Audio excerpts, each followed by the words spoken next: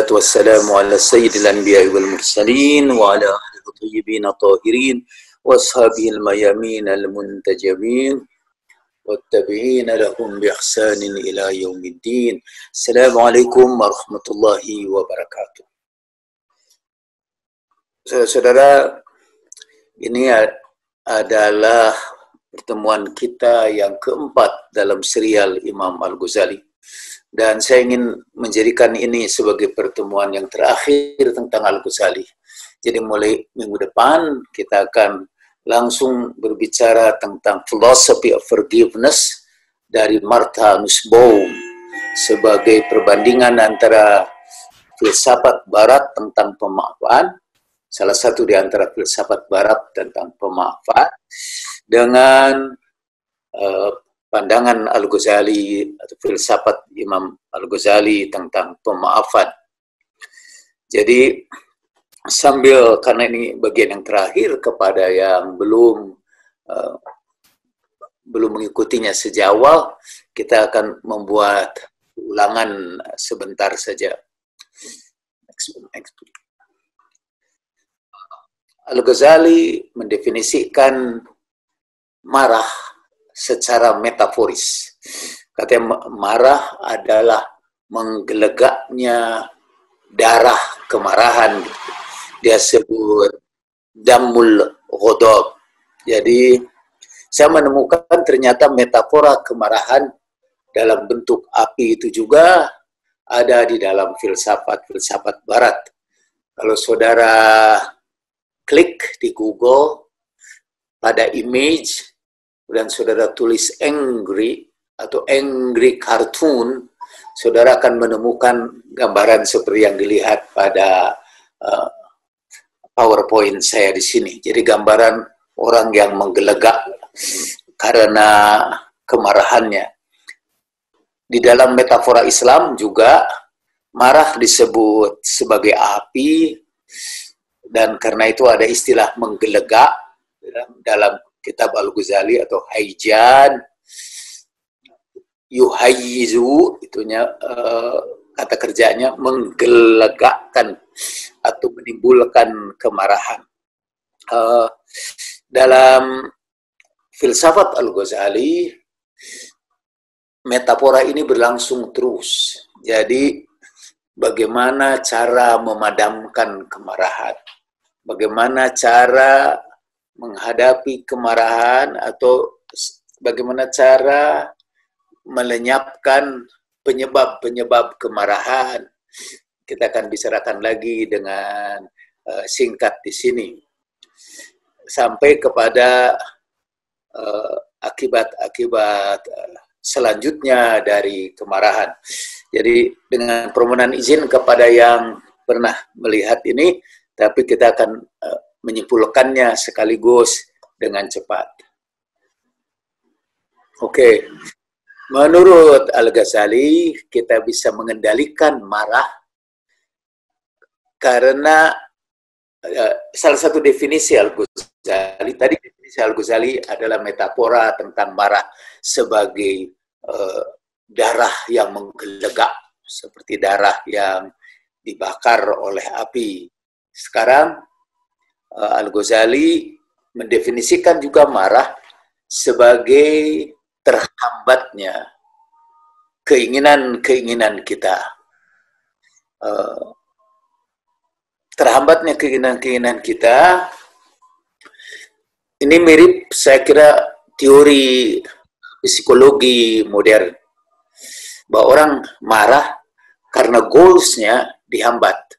Jadi kalau kita mempunyai tujuan, ada keinginan yang ingin kita capai, kemudian keinginan kita ini direbut, diambil, atau dihambat, atau snatch away dari kita, maka timbullah kemarahan.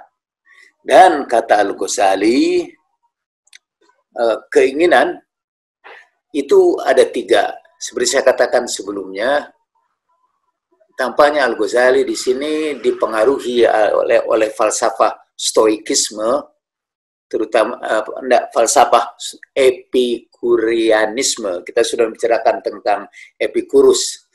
yang mengatakan bahwa kebahagiaan ialah mencapai kesenangan-kesenangan, tapi kemudian dia bagi kesenangan itu, pleasure itu, sama seperti Al-Ghazali membaginya kepada 3 golongan. Yang pertama adalah keinginan atau kesenangan atau pleasure yang doruri secara umum. Doruri artinya diperlukan oleh semua orang, seperti makan, minum, kebutuhan-kebutuhan pokok, tidur misalnya, makan, minum, tidur, rumah, merasa aman dan sebagainya adalah kebutuhan-kebutuhan pokok.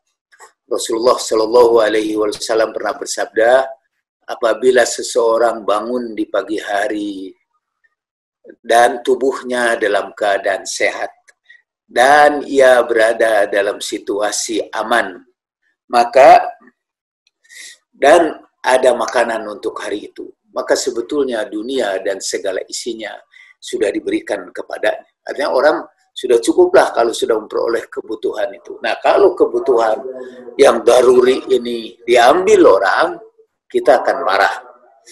Dan kata Al-Ghazali, untuk meredakan kemarahan ini, kita harus wajarlah marah itu.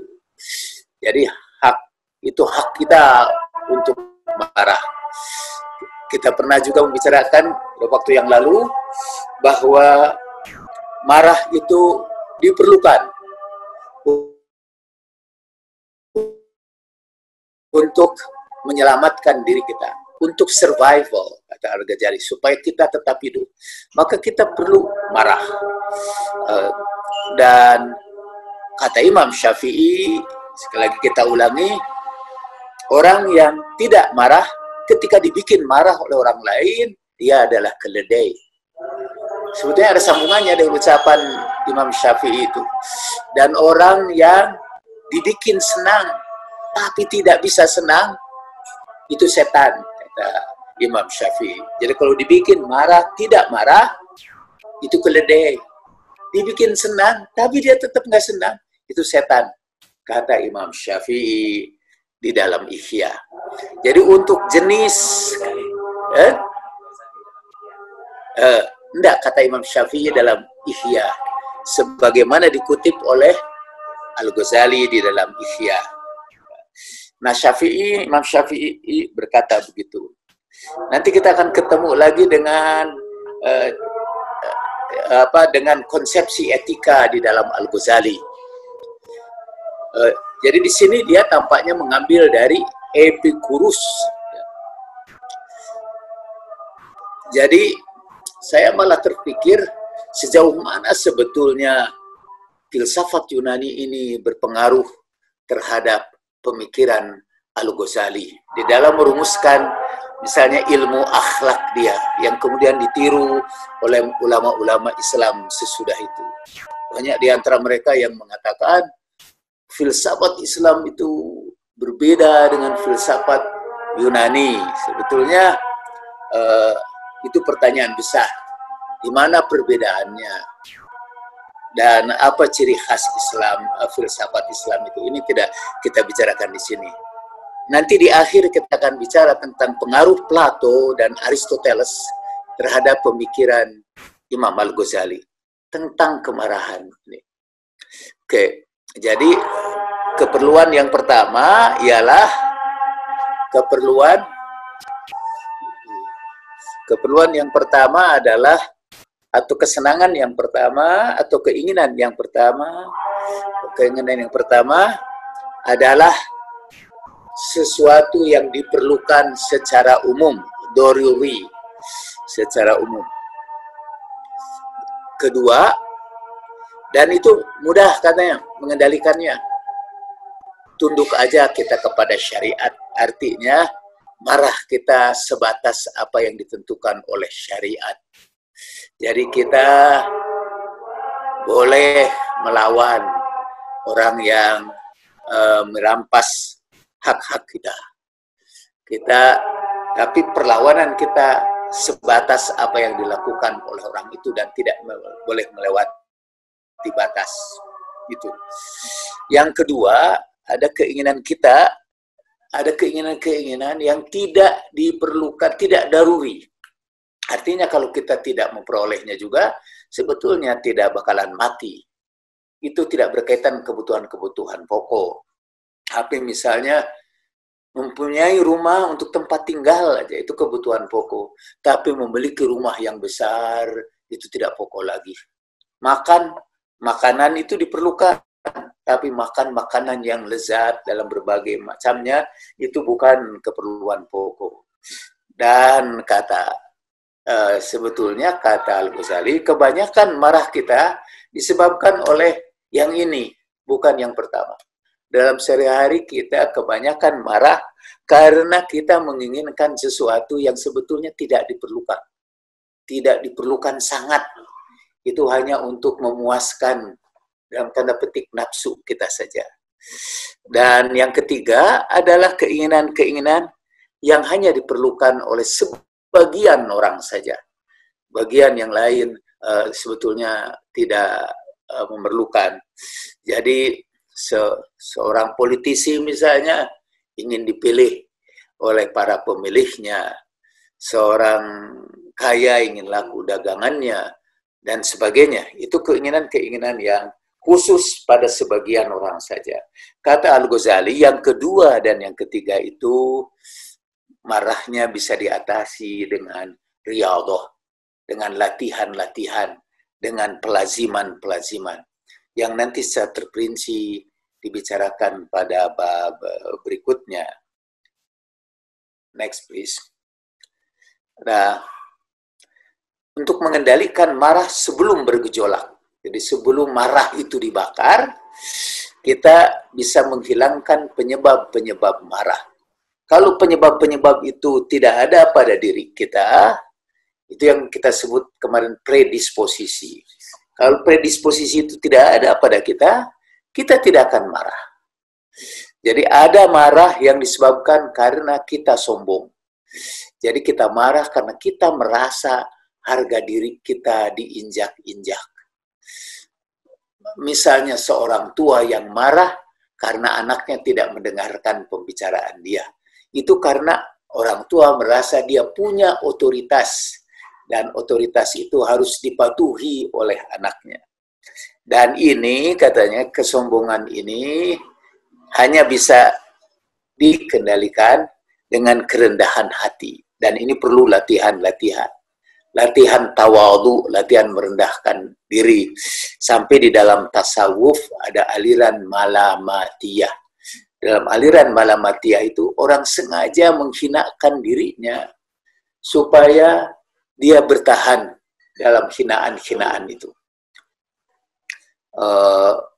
Misalnya Malik bin Dinar, seorang sufi yang berpakaian sangat sederhana sehingga dianggap fakir, dan pada satu saat ketika dia menumpang perahu, begitu menurut cerita, ia dituding mencuri dinar dan hampir-hampir ia dilemparkan ke lautan, sampai kemudian dia berdoa dan ikan-ikan di lautan mengantarkan dinar itu dengan mulut mereka.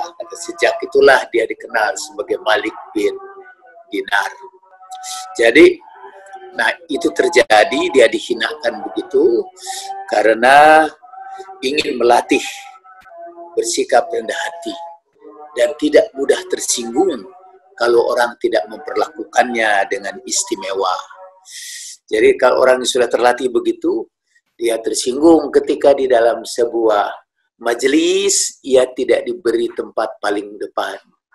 Ia juga tidak akan tersinggung ketika masuk dalam satu acara, dia tidak diperlakukan dengan hormat. Dia tidak tersinggung juga ketika nama gelar-gelarnya tidak disebut dengan lengkap. Jadi penyebab gelar itu kan itu sebetulnya gelar-gelar itu kita pakai, atau kalau bukan saudara tapi saya, gelar-gelar itu saya pakai untuk menyombongkan diri. Dan ketika orang hanya manggil saya Pak Jalal aja tanpa menyebut gelar-gelar saya tersinggung. dan saya marah, dan berbagai contoh yang lain. Nah, jadi tapi kalau kesombongan itu tidak ada, saya tidak peduli gelar saya tidak disebut, saya tidak peduli saya ditempatkan di belakang, saya tidak peduli saya tidak mendapat hak-hak istimewa, itu kita tidak akan mudah tersinggung. Jadi marah itu sebelum menyala dia akan tertutup dengan sendirinya. Yang kedua, penyebab marah yang kedua atau predisposisi yang menyebabkan orang mudah marah adalah bangga diri. Sekarang itu sudah dianggap satu jenis gangguan psikologis yang disebut NPD, Narcissistic Personality Disorder. Jadi gangguan kepribadian yang bersifat narsisistik. Orang narsis menganggap bahwa dirinya adalah orang yang paling, biasanya perempuan merasa dirinya yang paling cantik, atau dia sambil paling cantik dia merasa paling pintar, dia merasa paling menentukan, dan karena itu juga dia merindukan entitlement. Entitlement artinya perlakuan istimewa. Jadi dia ingin diperlakukan istimewa untuk kebanggaan dirinya. Dalam bahasa Arab ini disebut al-ujub. Ujub. Bahasa Indonesia juga kalau saya nggak salah sudah jadi ujub. Yang ketiga, penyebab kemarahan itu juga yang bisa kita hilangkan sehingga berkurang rasa marah kita adalah senda gurau yang berlebih-lebihan. Jadi kesenangan kita untuk bersenda gurau sampai melewati batas. Kadang-kadang kita bikin lelucon-lelucon yang menyakiti orang lain. Itu bisa, kalau dia dilawan lagi dengan senda gurau lagi, biasanya aksi kan bersamaan dengan reaksi. Jadi kalau kita bersenda gurau berlebihan, orang pun membalasnya dengan berlebihan juga dan kita marah. Katanya hindarilah senda gurau yang begitu itu walaupun mengasyikkan. Kita hindari senda gurau seperti itu dengan memberikan label-label tertentu. Maaf ketika saudara memanggil kecebong kepada satu pihak, maka si kecebong pun memanggil saudara sebagai kadrun atau kampret, ya. Mulai menggelari dengan gelaran-gelaran yang buruk dan saudara bisa tersinggung, bisa saudara marah.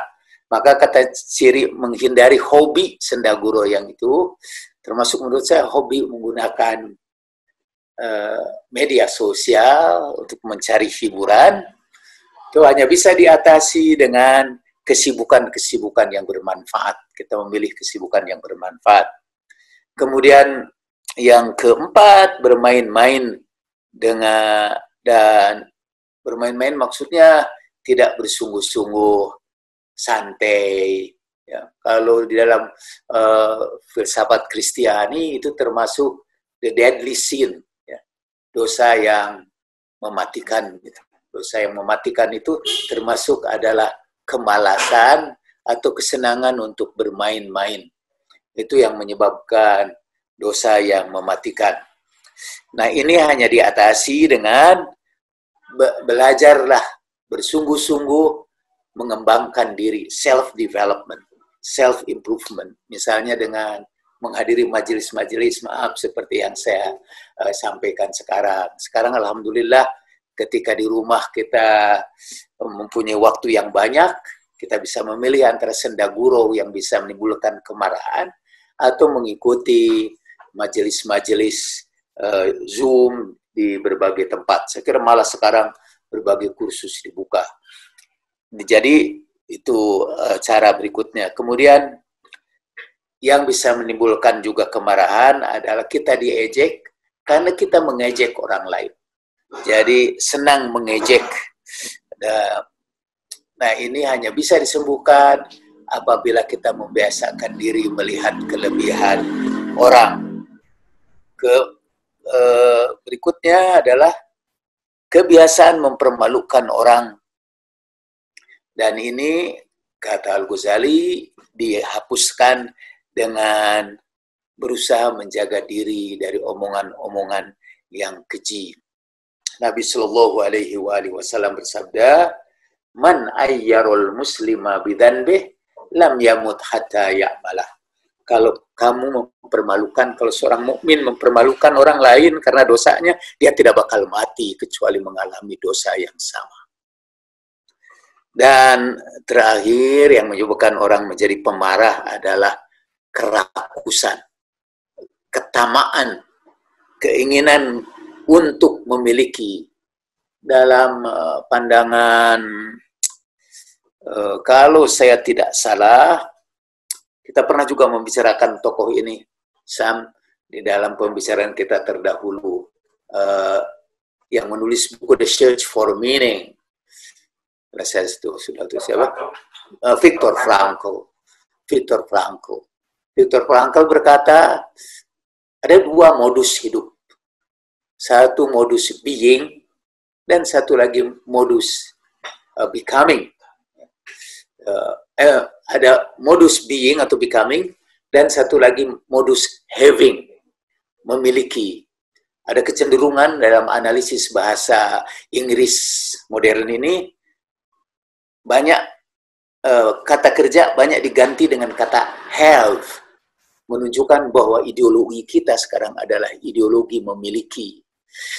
Jadi kita tersinggung kalau milik kita diambil orang.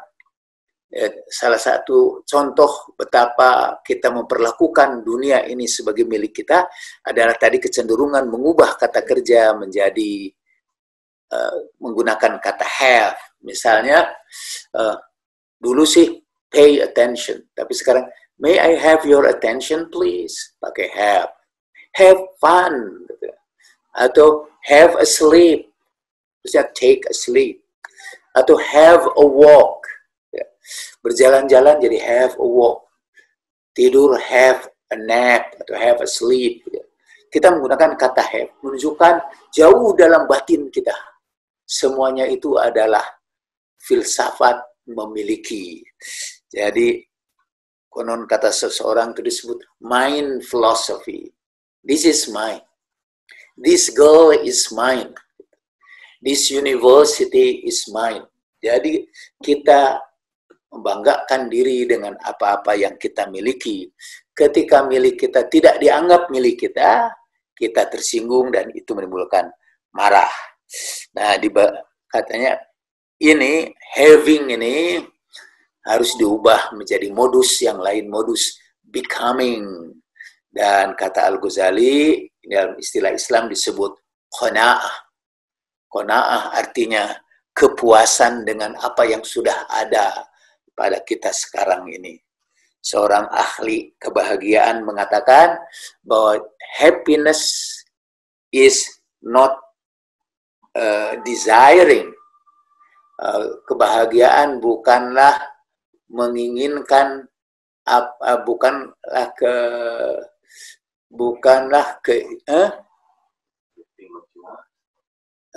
desiring what? Ya, desiring atau happiness is not getting what you want. Happiness is not getting what you want. Bahagia bukanlah memiliki apa yang kita inginkan. Tapi bahagia ialah wanting what we get. Menginginkan apa yang kita miliki. Jadi kebahagiaan bukan menikmati apa yang mencari apa yang kita menginginkan sesuatu, tetapi kebahagiaan terletak pada menikmati sesuatu itu. Ya. Happiness is not wanting, getting what you want, tetapi happiness adalah wanting what we get.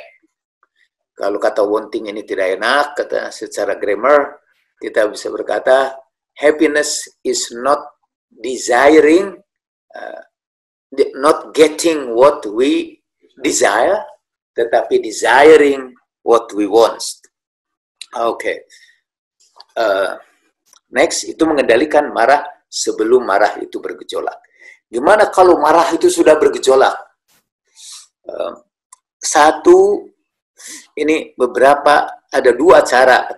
Al-Ghazali selalu menggunakan dua cara ini untuk berbagai obat gangguan jiwa atau afatul qalbi.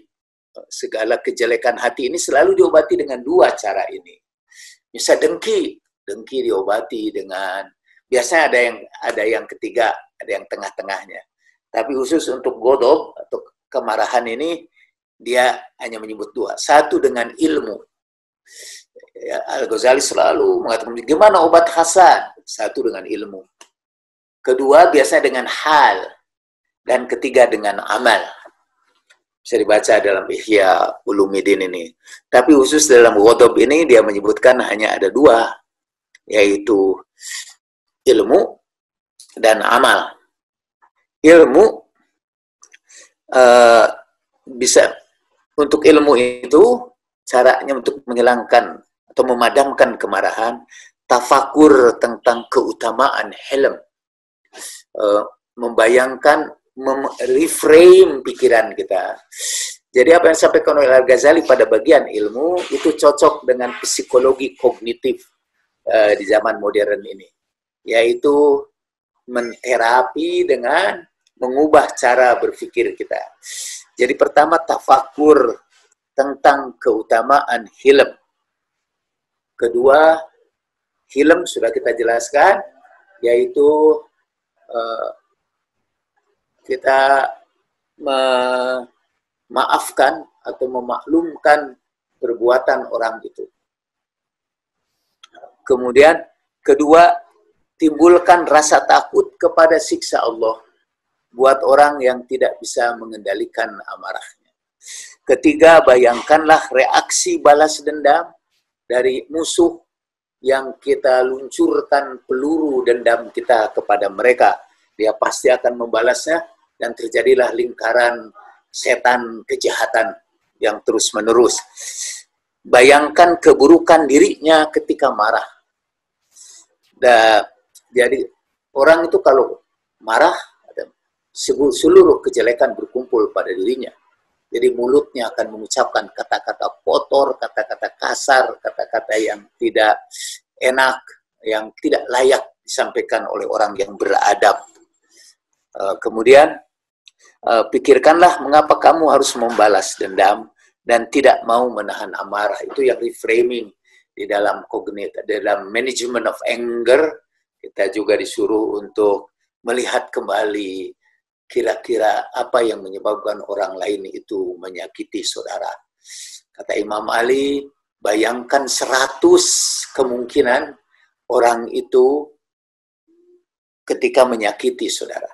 Dalam pengalaman saya biasanya 2 atau 3 saja kemarahan itu reda. Setelah kita menemukan alasan mengapa orang lain itu marah, menyakiti kita. Katanya ketika kita disakiti, sebetulnya di situ ada kehendak Allah yang terjadi.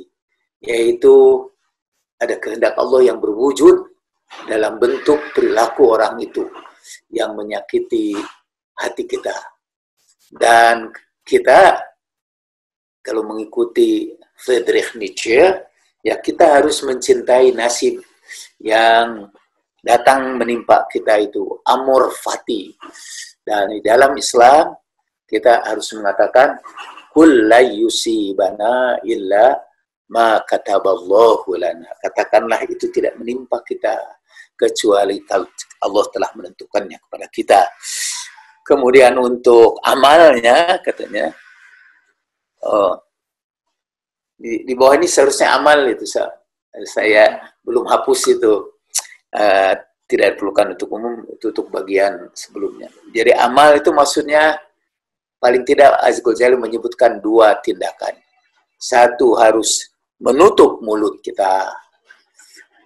Az-Ghazali malah mengutip untuk keduanya. Maksudnya menutup mulut kita, kita kendalikan mulut kita.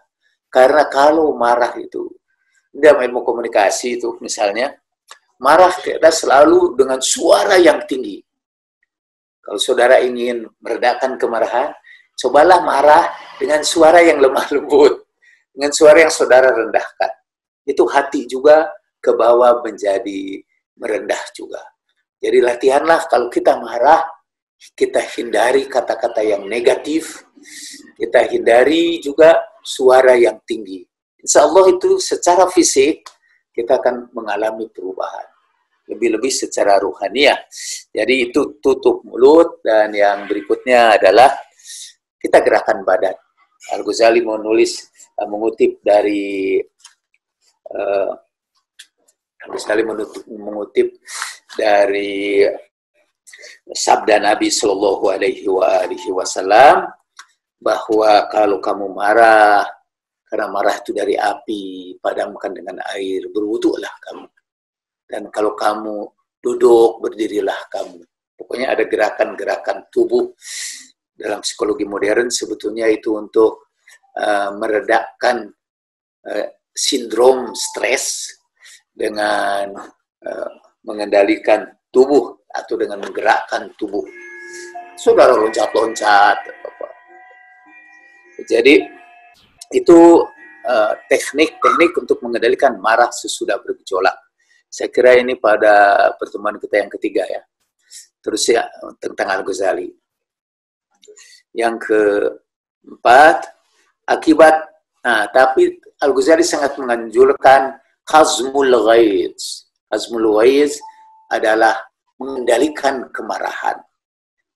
Tapi katanya kalau mengendalikan kemarahan itu tidak bisa kita lakukan, tapi marah kita tidak diekspresikan, marah kita akan dipendam.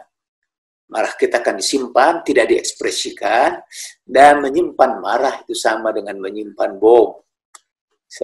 Jadi pada satu saat dia akan meledak.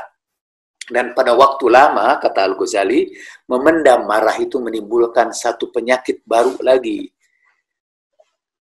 Memendam marah itu menimbulkan penyakit baru lagi yang disebut dendam. Atau al-hiqd. Ini Al-Ghazali menyebut, ini saya kutip dari Al-Ghazali, i'lam innal ghadaba, ketahuilah bahwa marah idza lazima qazmuhu, dan kalau dibiasakan terus-menerus disimpan itu fasara hiqdan, dia akan berubah menjadi dendam. Dan dendam artinya membiasakan kepada hatinya, membiasakan hati untuk menanggung beban dan kebencian yang terus menerus. Secara akhlak, secara spiritual, dendam adalah sumber dari berbagai penyakit. Seperti saudara lihat di dalam PowerPoint kita. Satu, dendam itu terutama sekali menyebabkan terjadinya kedengkian.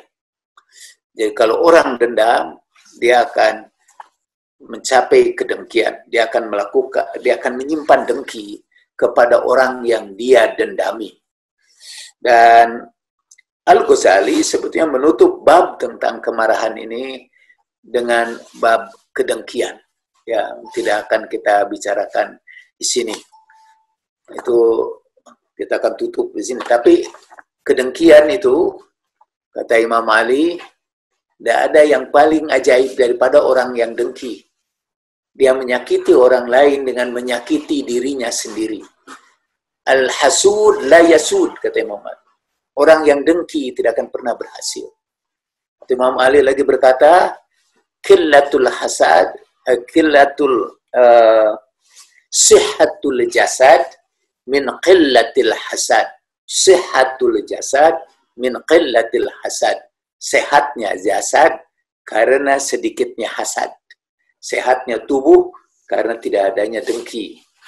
Nah, kita tidak bicarakan dengki ini, mungkin itu pembahasan tersendiri. Tetapi kalau orang itu sudah dendam, selain dengki ada penyakit-penyakit tambahan lainnya.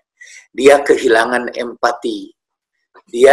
Kalau orang itu sudah dendam, dia berkeinginan agar orang yang menjadi tujuan dendam dia itu mengalami kecelakaan atau mengalami musibah. Dia ingin menikmati musibah di atas penderitaan. Dia ingin orang itu mengalami penderitaan dan dia ingin tertawa dalam penderitaan orang yang dia dendami. Kalau saya boleh membuat kata kerja baru, mendendam. dan mendendami. Kemudian memutuskan silaturahim.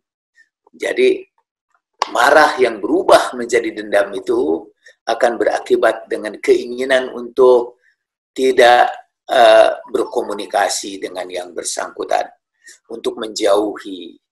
Dalam istilah psikologis sekarang untuk hubungan keluarga itu disebut stonewalling. Jadi kalau suami istri sudah tersakiti, misalnya istrinya tersakiti, suaminya tersakiti, lalu dia bangun tembok untuk memutuskan silaturahim. Artinya tidak mau ngobrol, tidak mau berkomunikasi, tidak mau berhubungan satu sama lain. Kemudian termasuk di situ adalah memalingkan muka. Jadi kalau berjumpa dia palingkan muka satu sama lain. Berbicara buruk, orang yang mendendam itu akan selalu membicarakan kejelekan orang yang dia dendami. Jadi muncullah dari situ riba, fitnah, caci maki dan sebagainya. Jadi dari lidahnya akan keluar pembicaraan yang buruk. Terus dia juga akan cenderung untuk menghina, mengejek orang yang dia dendam itu. Dalam bahasa Arab itu ada yang disebut muhakah. Muhakah itu meniru-niru kelakuan seseorang dengan maksud mengejek. Dengan maksud untuk mengejek tingkah lakunya. Itu muhakah itu lahir juga biasanya karena dendam. Menyakiti secara fisik, bisa juga jadi agresif, menyakiti secara fisik, dan terakhir pasti orang yang dendam akan mencabut seluruh hak-hak orang yang jadi korban dendam dia. Jadi misalnya kalau berutang, dia tidak akan bayar utangnya. Jadi kalau dia menjadi tamu, dia tidak akan menghormati tamunya. Bahkan kalau sekiranya dia punya jabatan atau punya wewenang, orang yang dia dendam itu tidak akan diterima di pekerjaannya dan sebagainya. Jadi seluruh haknya sebagai manusia disimpan oleh orang yang pendendam, dijadikan alasan untuk merampas hak-haknya. Ini selingan mudah-mudahan tidak didengar oleh banyak orang. Tapi yaitu saya tidak tahu juga kenapa ada orang yang tidak henti-hentinya melanggar hak-hak minoritas. Sebetulnya dendamnya dendam apa sih? Apakah orang minoritas itu pernah mengancam mereka? Apakah orang minoritas itu pernah menyakiti mereka? Kenapa harus diciptakan berbagai kebohongan, berbagai ghibah, dan berbagai cara untuk merampas hak-hak mereka? Itu buat saya jadi pertanyaan besar, mungkin diperlukan penelitian tentang itu. Next, please. Oke, dan ini pembahasan terakhir dalam Ihya tentang ini secara singkat. Dari Al-Ghadab ini, kita bisa menutup Al-Ghadab atau mengatasi Al-Ghadab, kemarahan, dengan anger management of anger. Itu yang disebut qazmul ghaib. Atau kita sudah berbicarakan, ini qazmul ghaib itu pura-pura baik aja. Jadi kalau kita mau jadi orang baik, yang pertama kali pura-pura baik aja. Rasulullah Shallallahu Alaihi Wasallam bersabda, al-ilmu bita'allum wal-hilmu bitahallum. Ilmu itu dengan ta'allum, pura-pura memiliki ilmu, berusaha keras untuk mencari ilmu, baru kita dapat ilmu. Al-hilmu, sifat hilm, sifat pemakluman yang tinggi itu, sifat kesadaran memaklumi kejahilan orang-orang yang jahil itu, lahir karena pura-pura aja dulu. Tahallum, tahallum itu disebut juga kazmul ghaiz, mengendalikan kemarahan. Nah, puncaknya itu tadi, kalau al-ghadab itu berubah menjadi al-hikad, titik hitam yang besar lainnya dalam hati kita, itu dia hanya bisa diselesaikan, terakhir dibersihkan dari hati kita dengan al-afu, dengan pemaafan dan dengan arifq wal ihsan. Al-Ghazali mendefinisikan arifq, kalau al-afu dia definisikan sebagai tidak menghukum orang yang layak kita hukum, walaupun kita berkuasa untuk menghukumnya. Dahulu saya pernah bercerita tentang ketiga kata Arab untuk memaafkan, yaitu kata afu yang berasal dari kata afa, yafu, afwan. Yang kedua sofhu, dari kata sofaha yasfahu, sofhan.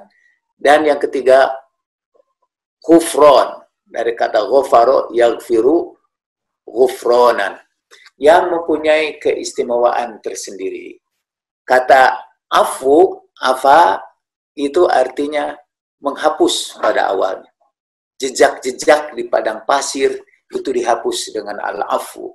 Afa itu berarti menghapus. Jadi maaf harus ditandai pertama dengan afwa, ya'fu. Menghapuskan itu dalam hati kita. Sekarang istilah modernnya forget. Sebelum forgive, forget and forgive. Lupakan itu. Al-afu. Yang kedua, kata ghafaro dalam sebelum tadi afa, yang kedua sofu, seperti dalam kata isfahu li yasfahillahu lakum. Sofu artinya kita bisa menghukum dia, tapi kita bebaskan dia dari hukuman itu. Jadi mungkin as-sofu itu kira-kira dalam istilah hukum yang rada mirip ke situ itu amnesti atau grasi. Jadi hukumannya dibebaskan. Kalau ghafaro, dari kata salah satu kata ghafaro itu berarti mencelup, seperti janggut dicelup misalnya. Dan ketika kita berdoa Rabbana ghafir lana dzunubana, itu artinya kita tutupi itu. Biasa kita mencelup untuk menutupi uban. Jadi rambut saya jangan sudah beritahukan sama yang lain. Itu hitam ya. Dan Mas Haidar langsung bilang itu dicelup ya. Gitu. Mestinya dia tidak bilang-bilang bahwa itu dicelup, karena mencelup itu dalam bahasa Arab, untuk mencelup itu menutup uban itu disebut ghafaro. Yaghfiru ghufronan. Jadi ketika kita memaafkan, kita sebetulnya tutupi juga aib dia. Jangan ceritakan aib dia. Kita tutupi aib dia. Kita hapus jejak-jejaknya di dalam hati kita. Yang kedua, kita lepaskan penghukuman kita terhadapnya. Itu yang kita sebut as-sufhu. Dan yang ketiga, kita tutupi aib-aibnya. Kita jangan ceritakan aib-aib yang ia miliki. Kita harus sibuk memperhatikan aib diri kita daripada aib orang itu. Terakhir dari kata Al-Ghazali ialah arifq. Biasanya terjemahkan kasih sayang, tapi dalam definisi Al-Ghazali, lawan dari rifq, lawan dari rifq ialah unuf atau anaf, yaitu kekerasan, violence. Lawan dari violence adalah rifq atau non-violence. Jadi itu juga dendam itu kita obati dengan berusaha untuk tidak melakukan tindakan kekerasan, menjaga diri dari tindakan kekerasan, wal ihsan, dan dengan perbuatan baik. Sebagai contoh, berapa menit tadi, Sa?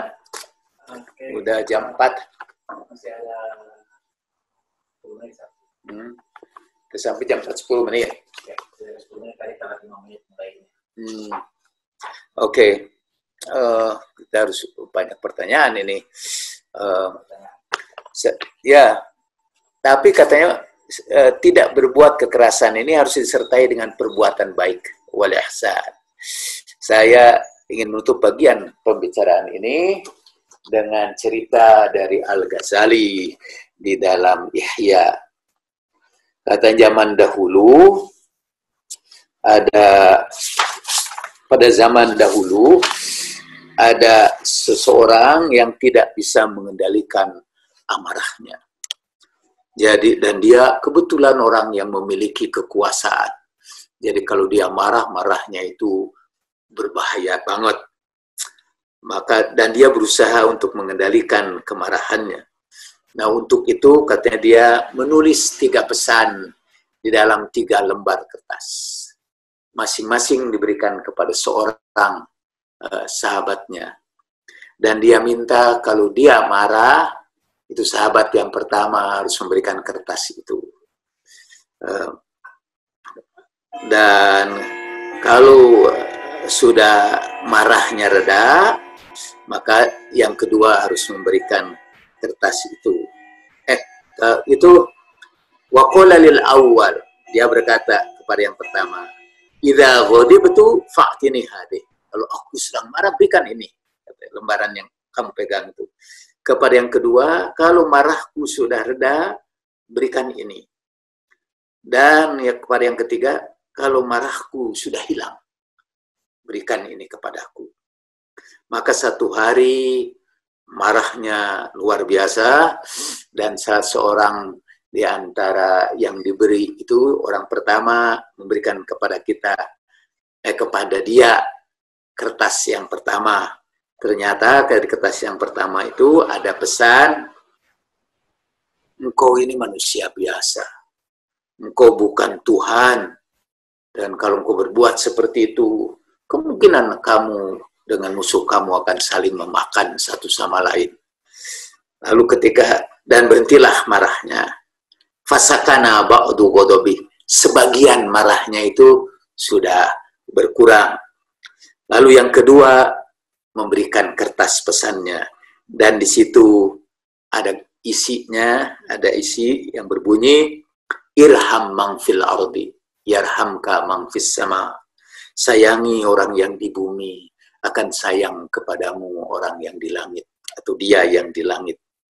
Dan yang ketiga, tertulis di dalamnya pesan, ambillah dari manusia hak Allah yang diberikan kepadanya, dan engkau tidak boleh melewati hak-hak Allah itu. Jadi itu saya kira Al-Ghazali ingin menyingkatkan seluruh bab tentang kemarahan itu. Tadi saya berjanji bahwa saya akan membahas sedikit tentang ini,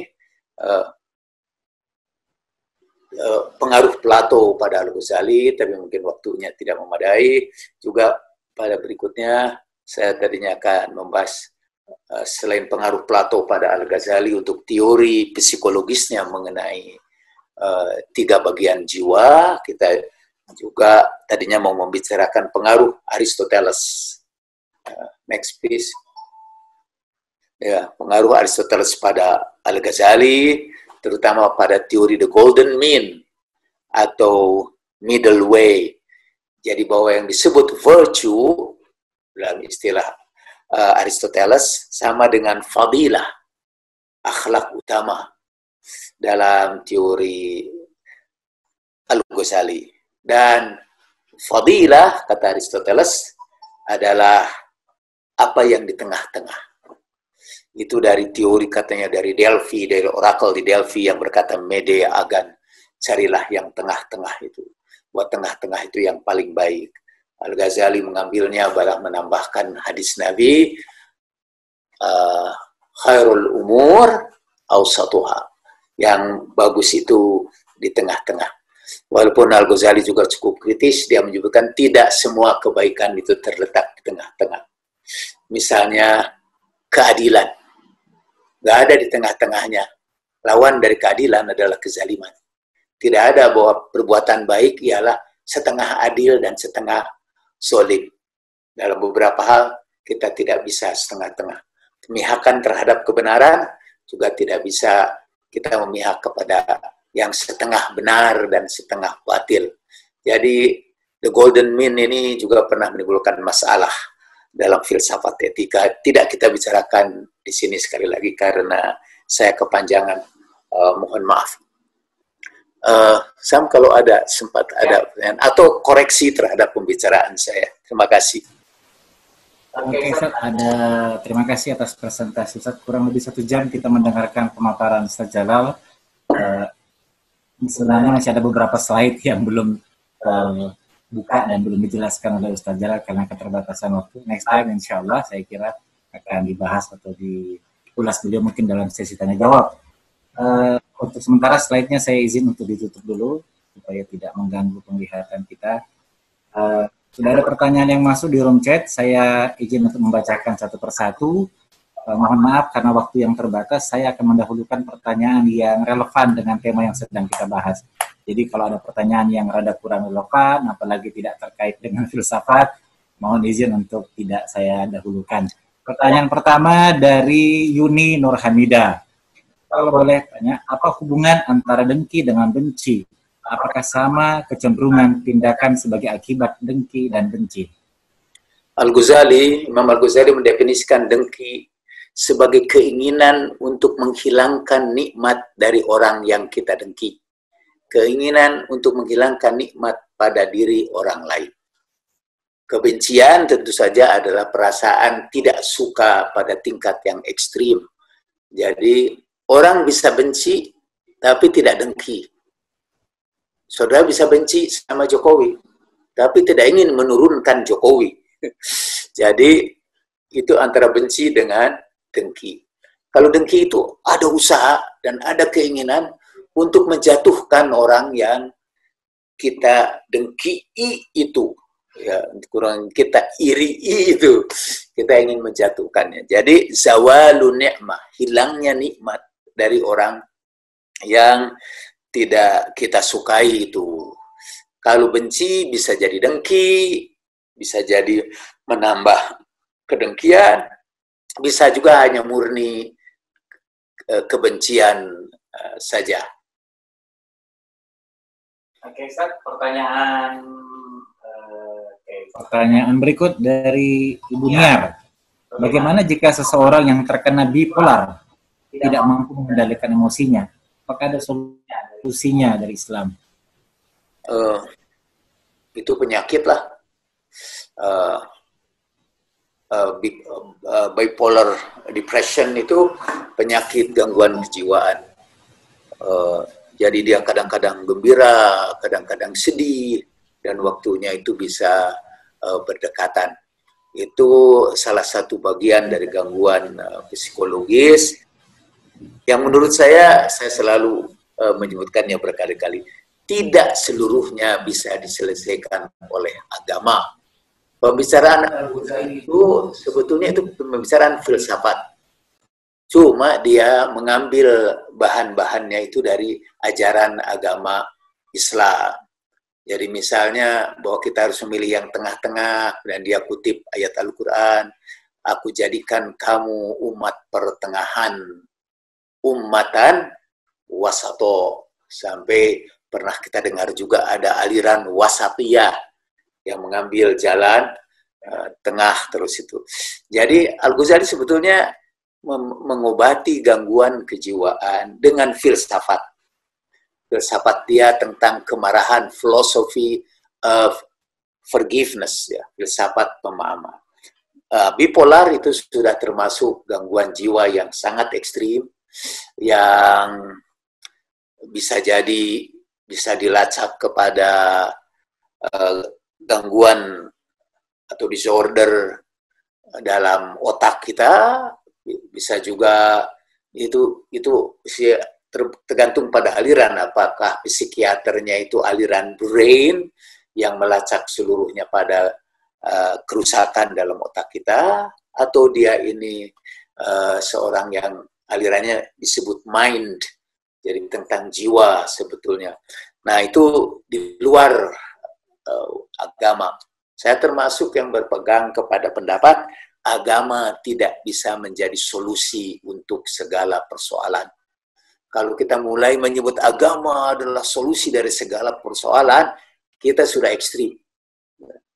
Dan saya kira kita akan mengalami kekecewaan. Saya punya jemaah-jemaah yang kayaknya percaya betul bahwa dengan Islam segala macam bisa diselesaikan. Masalah rumah tangga diselesaikan dengan Islam. Enggak, masalah negara juga itu hanya bisa diselesaikan oleh Islam sebagai agama. Enggak, agama punya fungsi yang tersendiri. Yang teknis-teknis begitu, biarkan serahkan kepada sains. Kalau saudara ingin mengobati orang yang sakit ginjal atau gagal ginjal, enggak usah memperbanyak sholawat. Urusan baca sholawat itu bidangnya lain. Tapi bawa dia lakukan hemodialisis seperti dilakukan oleh para dokter. Doa cuma mengiringi aja, tetapi yang utamanya adalah agama. Agama sekali lagi mempunyai fungsi tersendiri. Tolong jangan bawa-bawa agama misalnya untuk mengatasi bipolar disorder, itu biar urusan psikiater aja. Tolong juga agama jangan dibawa-bawa, gimana Pak Ustadz, motor saya mogok, bagaimana solusi agama untuk motor yang mogok? Saya tidak bisa, karena itu masalah teknis, biar bengkel yang tahu. Ustadz, gimana mengatur negara ini menurut agama? Nah, saya sudah mulai akan menimbulkan protes. Nah, saya kira negara itu, mengatur negara itu masalah teknis. Mengatur negara di zaman Rasulullah Sallallahu Alaihi Wasallam berbeda dengan mengatur negara di zaman modern, ya. Tidak pernah ada contoh Rasulullah punya pemilihan umum atau ada susunan kabinet, apalagi reshuffle. Jadi itu biar itu urusan teknis. Maaf, saya rada berkelanjutan nih menjawabnya. Ya. Terima kasih Ustadz. Ini ada komentar juga dari Prof. Komarudin Hidayat yang ternyata ikut hadir menyimak. Aduh, mohon maaf. Itu saya malu deh. Tahu ada Pak Komarudin bisa membatasi omongan saya ini. Kata beliau selalu segar dan mencerahkan kuliah-kuliah Kang Jalal. Terima kasih Prof. sudah berkenan memberkati majelis kajian filsafat sore ini. Pertanyaan berikut dari Bapak Edi Henry Mulyana. Jika orang yang berilmu atau ulama terkena penyakit dendam dan seorang abid atau ahli ibadah juga terjangkit penyakit dendam, mana yang lebih besar bahayanya? Ulama. Ulama itu paling besar bahayanya. Ya. Karena dia akan menggunakan ilmunya untuk untuk melancarkan kedengkiannya. Saya ini dulu dapat hadis ini, berita ini dari Bang Imad, Allah yarham. Katanya, saya sedang berusaha mencari hadis itu, dan sampai sekarang belum dapat. Bang Imad cerita katanya, bahwa di zaman Nabi, Siti Aisyah melihat ada seorang perempuan tua bawa bakul keliling-keliling tempat menjual dagangannya. Terus Siti Aisyah bertanya pada dia, apa yang kamu jual di bakul itu? Hasad, kedengkian. Kamu siapa? Saya iblis. Dan dagangan saya ini, saya mau menjual kedengkian. Lalu siapa yang bakal beli kedengkian itu? Mana ada manusia? Ada, katanya. Yang paling semangat untuk membeli ini, para ulama. Jadi yang suka beli ini, kedengkian itu para ulama. Biasanya kalau tidak mendengki yang lain, ya mendengki satu sama lain. Ya. Oke, pertanyaan berikutnya. Oh ya, sebelum lanjut, Ibu dan Bapak yang mungkin baru bergabung sekarang.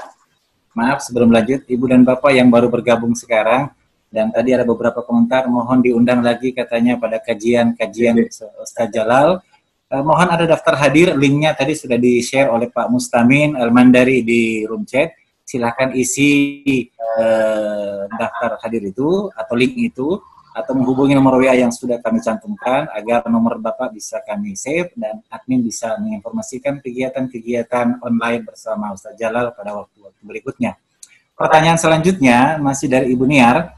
Bagaimana jika seseorang membuat kata-kata yang menyinggung via medsos, Ustaz? bagaimana sikap kita? Kan kita juga perlu klarifikasi begitu, sehingga terkadang memuatnya juga via medsos. Maaf, seperti yang sering dilakukan orang-orang yang berpolitik juga. Dan bagaimana misalnya kita marah karena seseorang itu melakukan hal seperti merokok di tempat umum, di mana kita tidak bisa menerima hal-hal seperti itu. Bagaimana menghadapi situasi-situasi seperti itu, Ustaz? Ya. Itu sebelum saya menjawab dari motif dari Al-Ghazali, saya menjawab dari kelompok Stoik aja. Menurut kaum Stoik, misalnya kata Epictetus, ya. Epictetus itu yang pernah menjadi budak. Pada waktu yang menjadi budak, oleh tuannya kakinya dipatahkan. Jadi dikencet dengan besi, dan dia tidak protes, tidak marah, dia cuma berkata, awas itu sebentar lagi kakiku akan hancur, kata cuma begitu aja.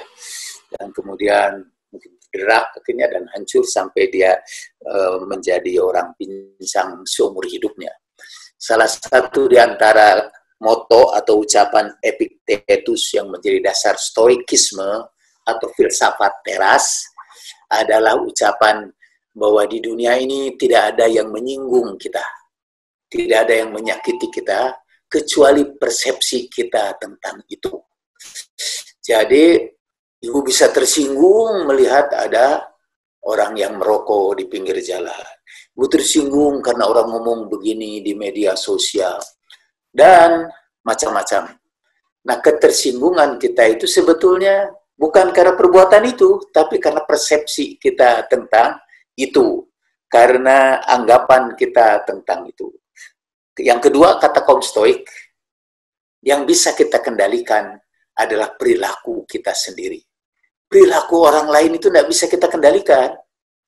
Jadi, ya nggak usah kecewa lah kalau orang lain berbuat begitu. Itu di luar kendali kita. Nah, kadang-kadang yang membuat kita menderita ialah keinginan kita untuk mengendalikan orang lain. Kita ingin agar anak itu mendengarkan pembicaraan kita. Kita ingin agar suami itu tinggal di rumah terus-menerus kena lockdown. Kita ingin orang lain itu begini dan begini.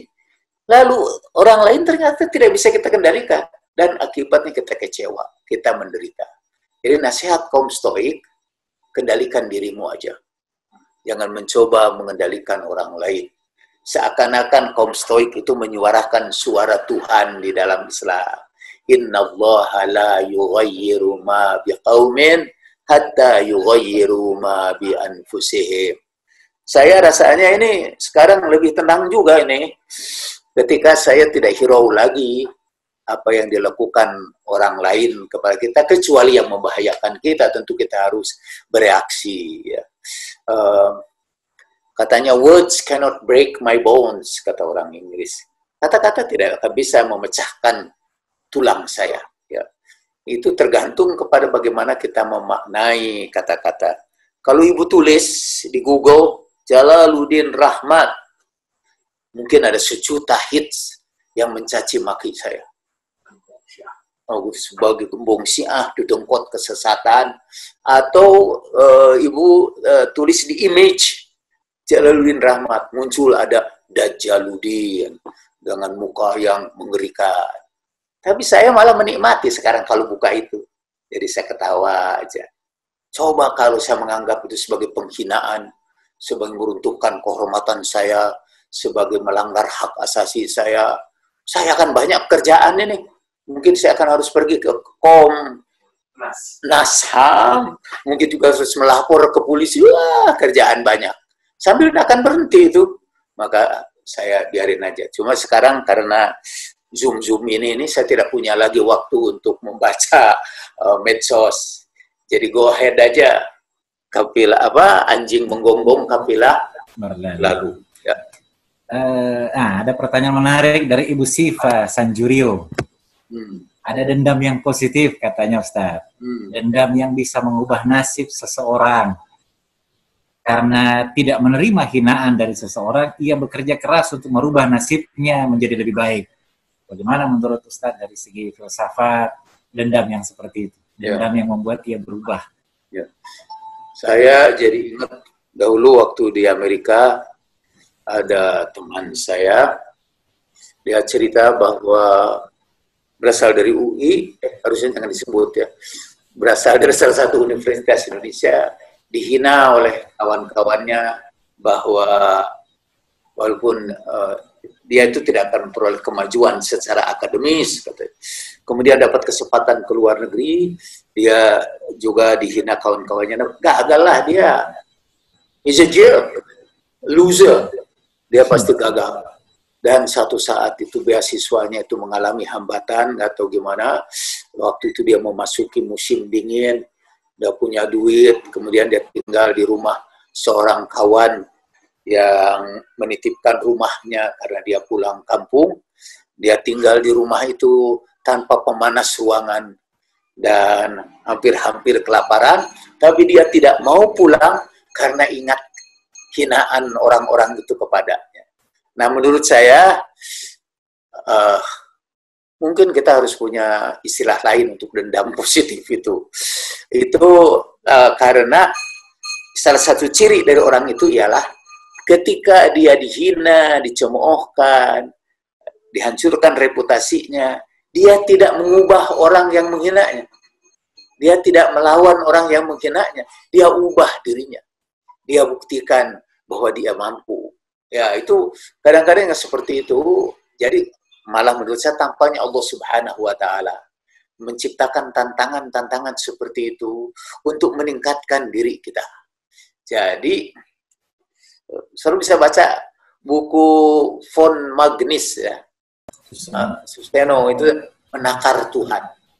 Jadi kadang-kadang Tuhan itu mendatangkan kepada kita berbagai musibah untuk tujuan kita memperbaiki diri kita, atau kita bisa memaknainya bahwa itu semua sebetulnya untuk meningkatkan diri kita.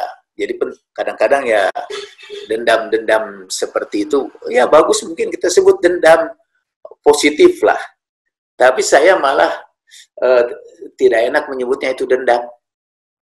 Malah mungkin saya menyebutnya sebagai motivator aja, yang menggerakkan kita. Karena kalau dendam itu ada kecenderungan kita untuk membalas atau menyakiti orang yang kita dendam itu.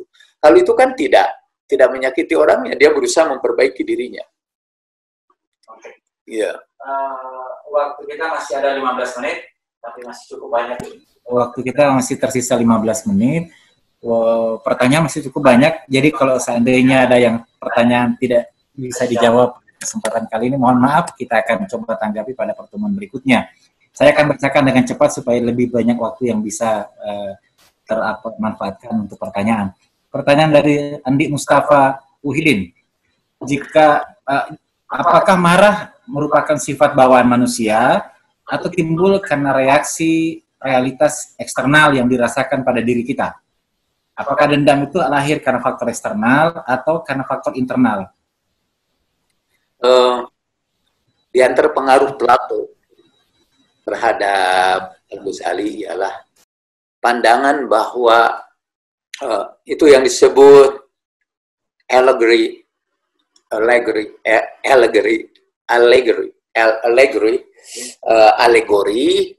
chariot, alegori penunggang kuda yang tadi kita bikin gambarnya. Jadi menurut Plato, jiwa kita itu terdiri dari 3 bagian. Satu, jadi kita itu menunggang kereta yang ditarik oleh 2 kuda. Satu kuda hitam yang bisa diperlihatkan, saya. Satu lagi bisa diperlihatkan itunya. Iya. Jadi ditarik oleh kuda hitam dan kuda putih. Kemudian kata dia, pengendali kudanya itu adalah akal, reason, rasio. Dan kuda hitam adalah kuda yang maunya mengejar-ngejar kesenangan aja, mengejar-ngejar hawa nafsu saja. Dan kuda putih itu mau membawa kita ke langit lah, ke tempat yang lebih tinggi. Nah, akal itu gunanya ialah mengendalikan kedua kuda itu. Dari teori ini yang disebut Plato tripartite soul, jiwa, tiga golongan itu, kata Plato, dalam jiwa kita ini ada kekuatan untuk berbuat baik, ada kekuatan untuk mengejar-ngejar kesenangan aja, yang harus dikendalikan oleh akal. Nanti pada filsafat-filsafat Islam, bukan hanya Al-Ghazali, juga sudah mulai dari Ibnu Sina, bahkan akhirnya secara umum diterima oleh para ulama Islam, bahwa ada 3 kekuatan di dalam diri kita. Dalam diri kita itu ada satu, kuwatul ghadab, kekuatan kemarahan. Dan yang kedua, kuwatus syahwat, kekuatan syahwat. Dan yang ketiga, kuwatul akli, kekuatan akal. Akal dan syariat mereka sebutkannya. Jadi, akal itu harus mengendalikan syahwat dan ghadab kita. Dan yang paling bagus, kalau kita simpan di tengah-tengah itu. Jadi, ghadab, kalau berlebih-lebihan, itu namanya tahawur. Kalau ekstrim berlebih-lebihan, itu tahawur atau nekat, atau sembrono, atau serampangan. Katanya saya lihat terjemahan tahawur di dalam kamus bahasa Arab itu ialah bertindak bidunir rawiyah wa tafakkur, bertindak sesuatu dengan cepat tanpa berpikir, tanpa merenungkan lebih dahulu, jadi tanpa pikir, tanpa renungan, langsung dikerjakan. Itu namanya tahawur. Nah, kalau orang itu marahnya itu berlebihan, dia jatuh pada tahawur. Kalau dia marahnya kekurangan, katanya dia sebut juban atau pengecut. Jadi marah yang benar adalah berada di antara kedua itu. Jadi maksud saya dengan teori ini, kalau teori itu mengendalikan di antara dua hal itu nanti oleh Aristoteles disebut the golden mean, teori the golden mean, teori pertengahan yang baik. Nanti kita terus bicara tentang itu. Tapi sekali lagi, marah itu emang sudah Allah simpan di dalam tubuh kita, di dalam jiwa kita, bagian dari jiwa kita. Malah para sufi berbicara bahwa wajah kita di dunia malakut, di alam ruh, wajah saudara di alam ruh, itu bergantung kepada kekuatan mana yang dominan. Kalau kekuatan marah yang dominan, saudara menjadi angry believers, kaum mukmin yang kerjanya marah melulu.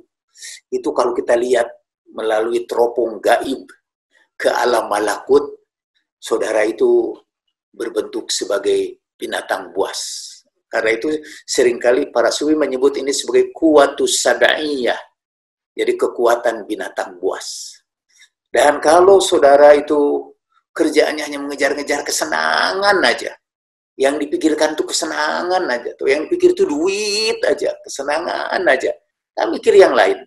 Kalau saya teropong saudara di alam yang gaib, saya akan menemukan saudara itu menjadi babi, bentuknya jadi babi. Itu kata orang sufi. Tapi kalau orang itu mengendalikan semuanya dengan akalnya dan syariat, itu penunggang kuda di belakang itu dikendalikan dua-duanya, maka katanya kuatus syahwah, kekuatan syahwat saudara akan berubah menjadi kedermawanan, kesenangan membantu orang, dan seterusnya. Kekuatan binatang buas juga akan membuat saudara menjadi orang yang pemaaf, tadi orang yang tidak pendendam dan sebagainya. Jadi saya tadi sekaligus juga menyelesaikan ini kan tentang teori jiwa kita itu. Jadi marah itu memang bagian dari diri kita, kuwatul ghadab. Seperti syahwat juga bagian dari diri kita. Katanya malah teori ini nanti, teori 3 bagian dari jiwa itu di dunia Islam tadi disebut sebagai kuwatun sab'iyah, kekuatan binatang buas dalam diri kita, kuwatun syahwiyah atau kekuatan syahwat, kadang-kadang disebut kuwatun bahimiyatun atau kuwatul bahimah. Jadi binatang ternak, seperti binatang ternak. Yang ketiga, kuwatul akal, itu yang melahirkan hikmah. kebijaksanaan, ya. Bukan saja dalam permusyawaratan dan perwakilan. Ini saya sambil menghafalkan Pancasila waktu nanti saya jadi pejabat. Jadi ala kulli hal, kekuatan-kekuatan itu ada pada diri kita, dan Allah Subhanahu wa ta'ala menciptakan akal untuk mengatur itu semua. Kata di dalam hadis dalam Al-Kahfi disebutkan, hadis pertama mungkin dalam Al-Kahfi, yang pertama kali diciptakan Allah Subhanahu wa ta'ala adalah akal. Ya. Ya. Oke. Bapak Ibu, waktu kita masih ada beberapa menit, saya akan menggabungkan beberapa pertanyaan saja. Dan ada beberapa pertanyaan yang ada di room chat, nampaknya sudah terjawab oleh penjelasan Ustaz Jalal tadi. Jadi sambil menjawab satu pertanyaan, nampaknya Ustaz berkembang untuk menjawab pertanyaan lain meskipun belum saya bacakan. Ada pertanyaan dari mantan mahasiswa. Ini dari Dewi, katanya murid Ustaz di Vkom Unpad. Bagaimana cara membersihkan hati dari rasa benci dan frustasi? Lalu ada pertanyaan juga tentang bagaimana memaafkan itu mudah, tapi melupakan itu susah, sehingga masih sakit hati. Kalau masih sakit hati, apakah itu berarti belum memaafkan? Nah, mungkin dua pertanyaan itu dulu, Ustaz. Kalau sakit hati belum memaafkan. Ya. Karena kalau sudah tidak sakit hati lagi, itu biasanya yang menyakiti kita itu terjadi pada masa lalu. Gak mungkin itu menyakiti hati kita pada masa yang akan datang. Sesuatu terjadi di masa lalu yang menjadi beban psikologis pada kita sekarang ini. Sehingga lantaran beban masa lalu itu, kita tidak bisa lagi menikmati masa kini. Nah, beban masa lalu itu, a bag of worries, gitu, satu kantong besar perasa penderitaan kita itu disebabkan sesuatu yang terjadi pada masa yang lalu. Dan seperti marah tadi yang didendam, yang disimpan menjadi dendam, kan dia menggerogoti kesehatan, bukan hanya kesehatan jiwa kita, tapi juga kesehatan tubuh kita. Jadi memang caranya kalau kita mau memaafkan, jangan bilang, ya udah deh, gua maafin. Tapi kita masih sakit hati. Apalagi kita masih dendam. Apalagi kita tidak suka melihat kehadiran dia. Apalagi kita menyimpan luka di dalam hati. Kita menyiksa diri sendiri. Itu pertanyaan terakhir ya. Masih ada pertanyaan, tapi waktu kita tinggal sedikit. Ya. Jadi saya, maaf, ini ingin mengutip lagi kutipan yang senang saya kutip, itu dari Dale Carnegie dalam bukunya How to Stop Worrying and Start Living. Buku klasik lah, bagaimana kita menghilangkan cemas dan mulai hidup bahagia. Dia punya satu bab khusus, bab mungkin 2 lembar itu, di bab itu dia ceritakan berbagai penyakit yang akan kita derita, dan itu sekarang dibuktikan dalam penelitian-penelitian mutakhir. Jadi itu penelitian dia ini kayaknya seminal investigation, karena penelitian-penelitian mutakhir itu terbukti benar. Dia membuat daftar sejak penyakit kulit, psoriasis, sampai arteriosklerosis, sampai penyakit kanker dan sebagainya, dia daftar sampai 2 lembar. Dan itu semua karena kita tidak bisa melupakan penderitaan atau rasa sakit hati karena perbuatan seseorang. Itu menderita semua, dan itu kemudian dan saya masih ingat, mudah-mudahan masih ingat yang dalam usia tua nih, karena ini saya baca mungkin puluhan tahun yang lampau. Dia berkata begini, you are not saintly enough to love your enemies. Kamu tidak terlalu suci untuk mencintai musuh-musuh kamu. Kita nggak bisa seperti Yesus cintai musuh-musuh kamu. Tetapi for the sake of your health and happiness, forgive them and forgive them. Tapi demi kesehatan Anda dan demi kebahagiaan Anda, lupakan itu semua dan maafkan mereka. Nah, saya kira ini berlaku sebagai jawaban itu. Terus? Oke, beberapa pertanyaan yang belum saya baca. Nampaknya juga sudah terjawab juga oleh Ustaz Jalal. Misalnya bagaimana menghilangkan hasad, tadi sudah dijelaskan. Saya baca 2 pertanyaan terakhir saja, yang sebagai penutup, waktu kita masih ada 3 menit. yaitu pertanyaan Ibu Fenty Malimar. Bolehkah kita mengadukan sikap orang yang sudah menyakiti hati kita dengan bercerita terhadap orang-orang yang bersangkutan dengan dia, misalnya dengan menyampaikan pada keluarganya untuk sekedar diketahui perbuatan yang dia lakukan terhadap kita. Dan pertanyaan yang lain dari Ibu Sri Rahma,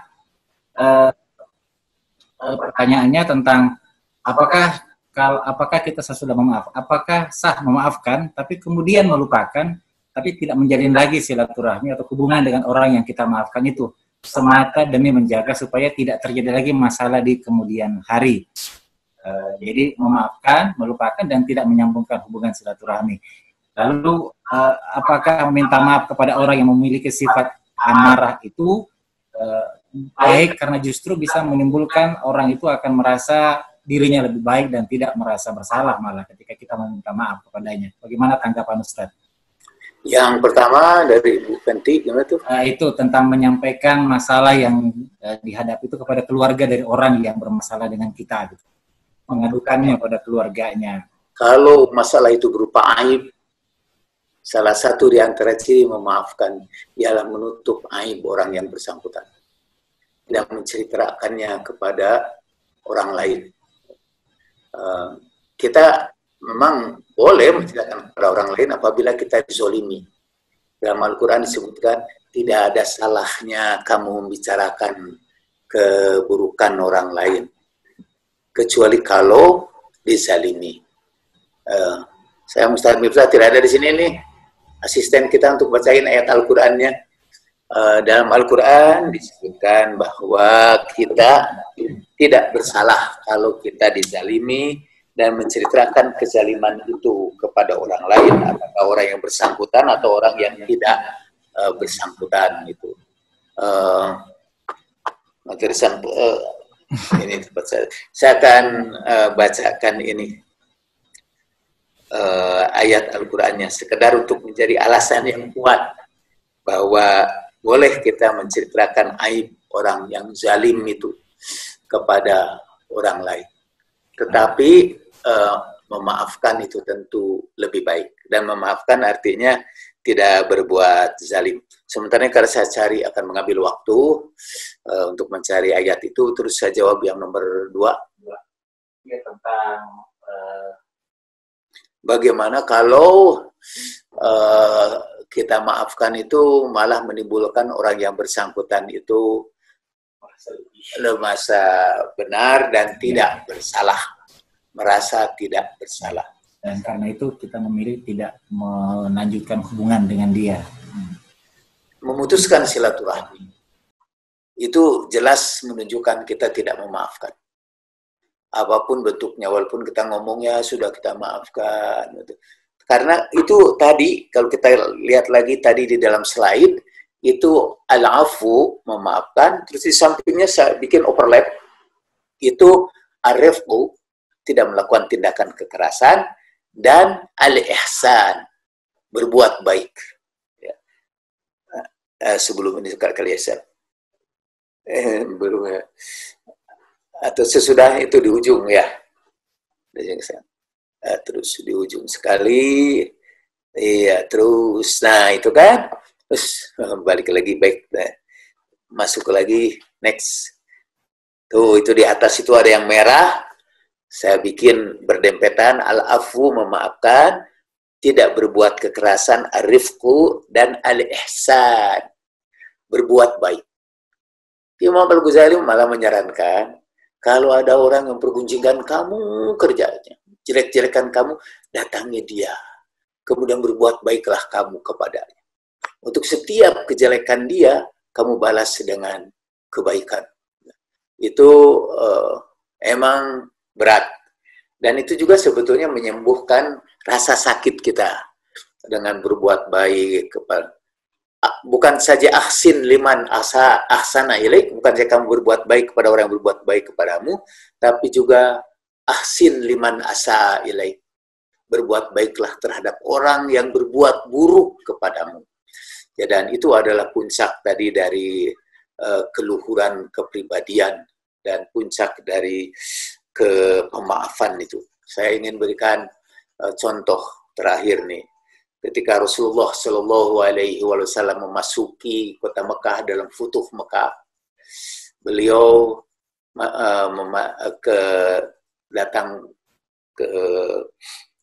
datang kepada Ka'bah, kemudian beliau sholat di situ 2 rakaat, dan ketika keluar dari Ka'bah orang-orang Mekah itu sudah berkumpul semua menunggu hukuman apa yang akan diberikan oleh Rasulullah Shallallahu Alaihi Wasallam.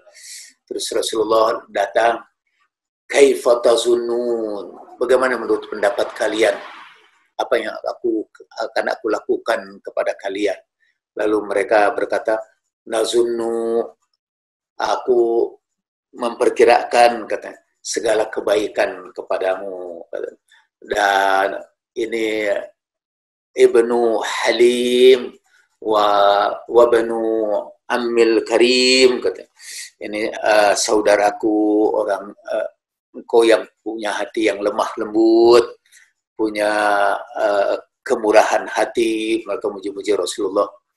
Lalu kata Rasulullah Sallallahu Alaihi Wasallam kepada orang-orang yang berkumpul di situ dulu, yang mengusir Rasulullah di tanah airnya, yang memboikot beliau dengan seluruh keluarganya, yang pernah menyiksa banyak di antara sahabatnya.